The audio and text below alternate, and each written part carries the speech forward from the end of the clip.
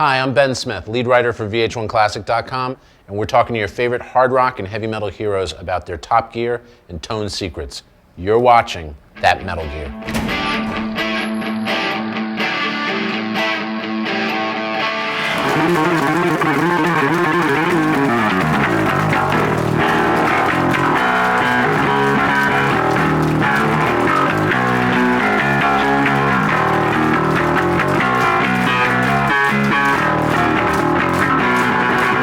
Today we're being joined by one of the greatest hard rock bassists of all time, Billy Sheehan. Very kind of you, Ben. Thank you. Billy, what was your first bass guitar? Well, actually, my first one was a Hagstrom. It was a funny looking thing. It was kind of a small 3/4 size with a plastic top, 4 switches, 1 knob. It had a plastic thing around the core of the jack, which always cracked.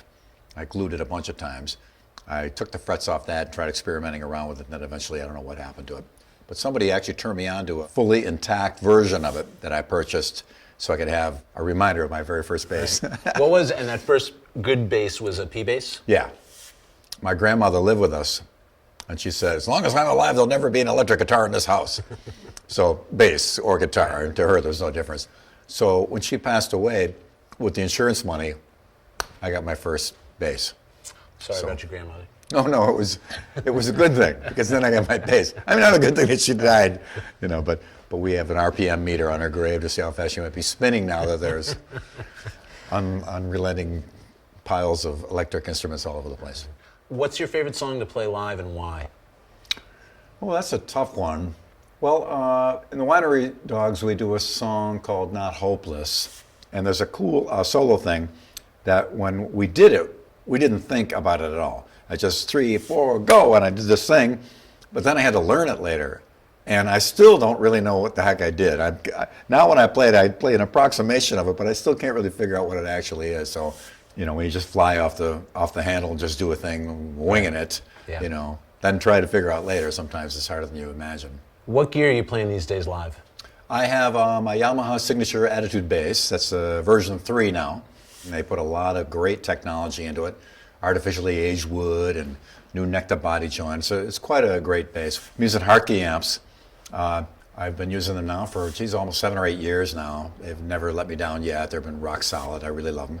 I got a new EBS Billy Sheehan signature distortion pedal for bass, though you can use it on anything, really. Basically, it's 2 channels. One's completely clean, unaffected, and you can ghost in to any degree how much distortion and what kind of distortion you want. So it allows you as a bass player, you never lose your low end, your big, deep, royal bass tone. Right. But then you can ghost in a little distortion and get some fun on top of it. And then DiMarzio pickups, Rotosound strings, tip shot D-tuner, line 6 wireless, a lot of stuff. Do you have one favorite bass?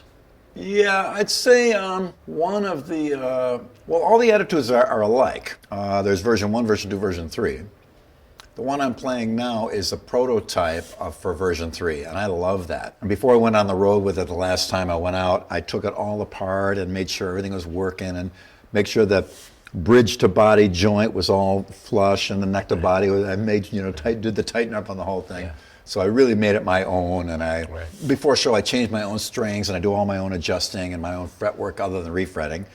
So I'm really finely tuned into the instrument, I think, as best as I can determine myself. So that's my main axe.